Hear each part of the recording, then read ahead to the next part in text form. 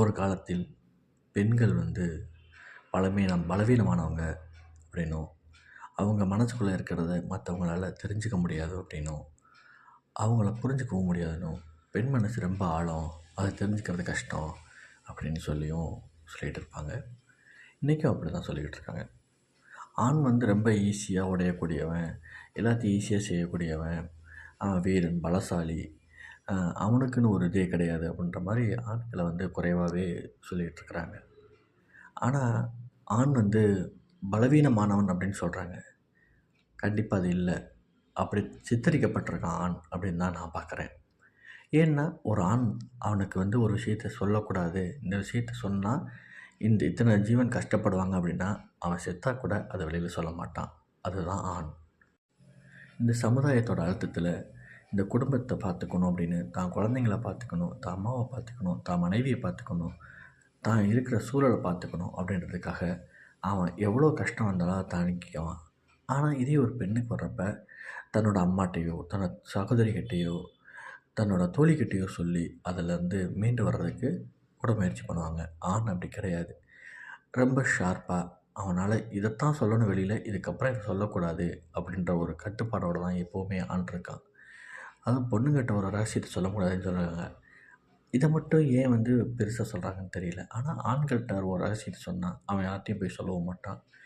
ஒரு பொண்ணுக்கு ஒரு பாதகம் உண்டாகும் அப்படின்னா மேக்ஸிமம் ஆஃப் ஆண்கள் அந்த பொண்ணுக்கு பாதகம் நடக்கணும் அப்படின்னு உருவாக்குறதில்ல, அது செய்யறதும் கிடையாது.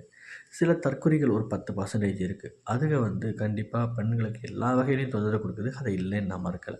ஆனால் ஆண் இந்த சமுதாயம் சொல்கிற அளவுக்கு மோசமான ஒரு ஆள் கிடையாது இன்றைக்கி இருக்க ஆணை பொறுத்தவரையில். ஆதிகாலத்து ஆண்களும் அப்படி தான் இருந்திருக்காங்க. இன்றைக்கி இருக்க ஆண்கள் வந்து அவ்வளோ ரெஸ்பான்சிபிலிட்டியை மனசில் வச்சுக்கிட்டு, அவ்வளவு தோல்விகள், அவ்வளவு வேதனைகள், அவ்வளோ கஷ்டங்கள் எல்லாத்தையும் கடந்து முகத்தில் ஒரு சிரிப்போட போய் ஒரு டீயை குடிச்சிட்டு, "ஓகே தங்கச்சி நான் வரேன். நான் போயிட்டு வரேம்மா" அப்படின்னு சொல்லிட்டு, "போயிட்டு வரேன்ப்பா" அப்படின்னு சொல்லிட்டு, "போயிட்டு வரேன் செல்லம்" அப்படின்னு சொல்லிட்டு எல்லாத்தையும் தூக்கி போட்டுட்டு அடுத்த நிமிஷம் வேலைக்கு போயிடுவான்.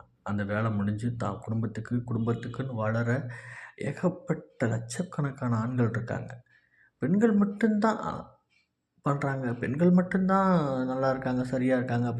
பெண்கள் வந்து எல்லா இடத்துலையும் முன்னுக்கு வராங்க. எல்லாம் வராங்க தான், இல்லைன்னு சொல்லல. அது எல்லாத்துக்கும் பின்னாடி ஒரு ஆண் இருக்கான். அதாவது ஒரு ஆண் வந்து அவங்களுக்கு சப்போர்ட் பண்ணுறப்ப அவங்க மேலே வராங்க. இன்னொரு இடத்துல ஆண் வந்து ஏதாவது ஒரு கஷ்டப்படுத்துகிறப்ப அவன் வந்து அந்த பெண் பண்ணி மேலே வராங்க. இப்போ இன்றைக்கி இருக்க சூழல் என்னன்னா எல்லா இடத்துலையும் ஈக்குவலாக பெண்களும் வந்துட்டாங்க. ஆனால் ஆண்கள் குறைவானவர்கள் இல்லை, பலவீனமானவர்கள் இல்லை அப்படின்னு சொல்கிறேன் நான். வேறு ஒன்றுமே இல்லை. ஆண்கள் பலவீனமானவர்கள் அப்படின்னு சொல்லி சித்தரிக்கப்பட்டுருக்கிறாங்க. ஆண்கள் வந்து மோசமானவங்கன்னு சித்தரிக்கப்பட்டுருக்காங்க. எல்லா ஆண்களும் மோசமானவங்க அப்படின்னு சொல்லி சித்தரிக்கப்பட்டுருக்காங்க. இன்றைக்கி இருக்க சோஷியல் மீடியாலையும் சரி, டிவி சேனல்ஸ்லேயும் சரி, ஆண்களை ஒரு காட்சி பொருளாக மாற்றிட்டாங்க. எப்படி பெண்களை கவர்ச்சி பொருளாக மாற்றிருக்காங்களோ, ஆண்கள் அடி வாங்குறத ஒரு காட்சி பொருளாக மாற்றிருக்காங்க அப்படின்னு தான் நான் சொல்லுவேன்.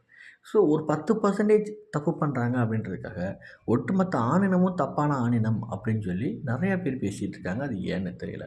ஆண் வந்து அப்படிப்பட்டவன், இப்படிப்பட்டவன், ஆண் மோசமானவன் அப்படின்னு சொன்னாங்க. ஆண்கள் நல்லவங்க, அவங்க இதெல்லாம் பண்ணுறாங்க அப்படின்னு சொல்லி பேசுகிறதுக்கு கூட இங்கே வந்து வெகு சிலர் 1, 2 பேர் தான் நம்ம பார்க்க முடியும். ஆனால் பெண்களுக்காக சப்போர்ட் பண்ணுறவங்க 90% இருக்குது.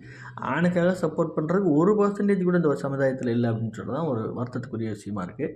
அதனால தான் அதை நான் பதிவு பண்ணுறேன். நன்றி.